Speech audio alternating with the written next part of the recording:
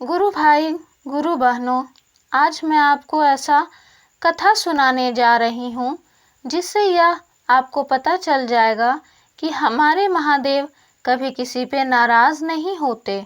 अगर वो प्रसन्न हो जाए तो इतना देते हैं जितना भाग्य में लिखा ना हो।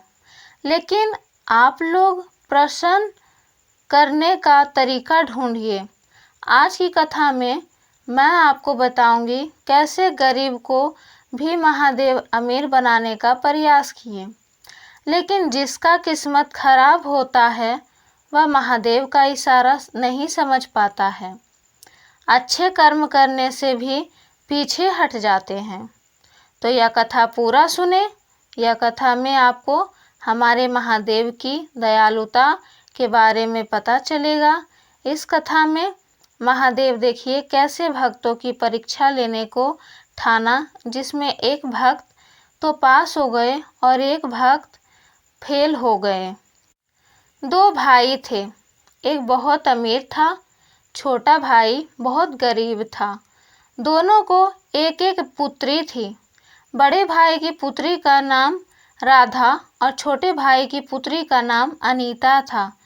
बड़े भाई की पुत्री अच्छे कपड़े पहनती, अच्छे रहन सहन में रहती, जबकि छोटे भाई की पुत्री साधारण कपड़े पहनती और साधारण तरीके से जीवन व्यतीत करती।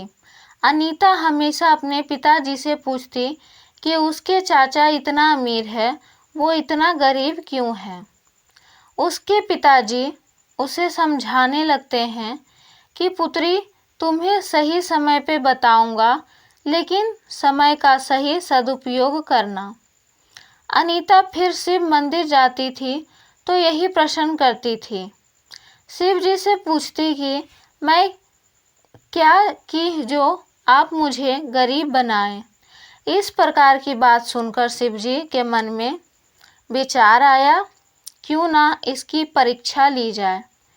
यह अभी तक गरीब है इसके पिता के कर्म से, तो क्यों ना हम इसका भी परीक्षा लें, इसका कर्म जाने। अगर यह कर्म से नेक होती है, साफ दिल की होती है, तो मैं इसे भी अमीर बनाऊंगा। यह सोच करके शिवजी उस बाग में गए जिस बाग में अनीता खेल रही थी।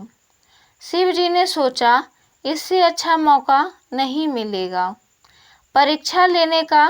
तभी अनीता खेलने गई बाग में। उसी समय कान का बाली खो गया।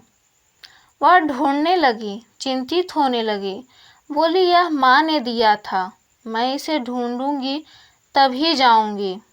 वही उसे सामने तोता मूर्छित पड़ा दिखा, तो वह करहा रहा था दर्द से। लेकिन तोता उसका बेचैनी देखकर पूछा, क्या हुआ, तुम क्या ढूंढ रही हो इस पे। लड़की ने जवाब दिया, मेरे कान का बाली कहीं खो गया है। तो तोते ने कहा कि मैं खोज दूंगा, मगर मुझसे एक वादा करो कि तुम मुझे अपने साथ घर लेकर चलोगी। उस समय अनीता ने कह दिया हाँ, मगर जब उसे तोते ने कान का बाली खोज कर दे दिया, तो जब तोते ने कहा मैंने खोज कर दे दिया, अब तुम मुझे अपने साथ अपना घर ले चलो, तो अनीता ने तुरंत उसे कहा तुम यहीं रहने लायक हो, यहीं रहो। यह बोलकर अनीता अपने घर चली, लेकिन तभी तोता भी उसके पीछे पीछे आ गया। तो उसके पिताजी पूछे ये कौन है। तो अनीता बोली, पिताजी ये मुझे बाग में मिला था, तो मेरी कान की बाली खो गई थी, तो इसने मुझे खोज कर दिया। तोता बोला, पूरी बातें अपने पिताजी को बताओ। तो फिर उसने सारी बातें बताई अपने पिता को और कहा कि पिताजी इसने कहा था कि अगर वो मुझे कान की बाली खोज कर देगा तो वो मैं इसको अपने साथ घर लेकर जाऊंगी। तो इस बात को सुनकर उसके पिताजी ने बोले कि बेटी यह तो गलत है, तुम उसे वादा कर दी और उसे तुम लेकर नहीं आई। अपने वादा को पूरा करो। यह हमारा मेहमान है और मेहमान भगवान के समान होता है। तो कहा, मुझे भोजन चाहिए। तोता ने अनीता को कहा। गुस्से में अनीता ने उसे तोते को गरम भोजन देती है, जिससे वो और जख्मी हो जाता है। तो उसके पिता बोले, इसे अपने कमरे में सुला लो।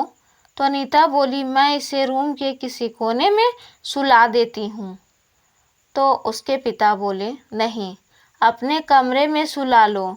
यह बोल के पिता गाय को चारा देने चले गए। तभी अनीता को गुस्सा आया और वो एक डंडा उठाया और उस तोते को दे मारी। बेचारा तोता घर के बाहर जा गिरा और जोरों से करहारने लगा, जिस वजह से राधा की नींद खुली और वह बाहर की ओर देखने लगी। तो उसे उस तोते पर नजर गया। वह तुरंत बाहर आकर तोते को देखा तो उसने कहा, यह तो इससे चोट लगा है। तभी उसे उठाकर अपने कमरे में ले गई और तोते को सहलाया और जहाँ चोट लगी थी वहाँ पे मलहम लगाया और तोते को पानी पिलाया और अपने बिस्तर पे ही सुलाया। तोता बोला कि तुम एक काम करना, तुमने मेरी बहुत ध्यान रखा है। तुम कल सुबह शिव मंदिर आ जाना, मुझे कुछ दिखाना है। अनीता भी हर रोज़ शिव जी के मंदिर सुबह सुबह जाया करती थी। तभी अगले सुबह अनीता और राधा दोनों बहनें शिव मंदिर गई और शिव जी से प्रार्थना की।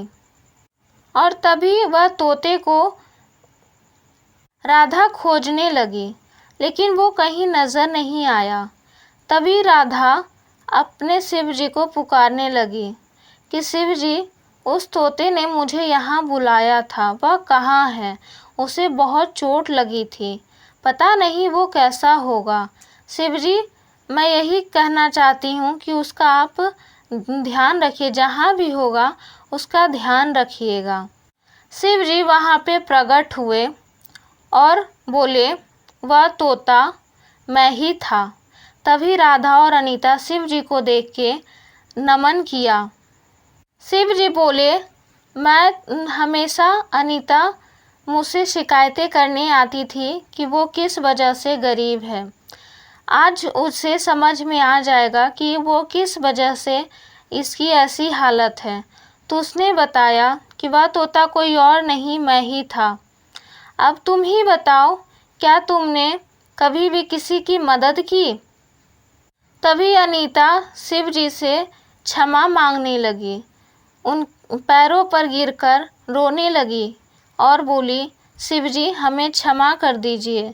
अब मैं समझ गई कि जिसे जैसा कर्म होता है वैसा ही फल मिलता है। बोली, अब मैं ऐसा कभी नहीं करूँगी, मैं हर किसी की ज़रूरतमंद को मदद करूँगी। और फिर वहाँ से शिव जी अंतर्ध्यान हो गए और फिर दोनों बहनें अपने अपने घर चली गई।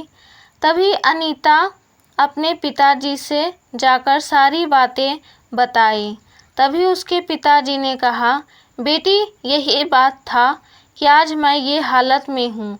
जिस तरह तुमने समय का सदुपयोग नहीं किया, उसी तरह मैं भी कभी समय का सदुपयोग नहीं की, किसी की मदद नहीं किया।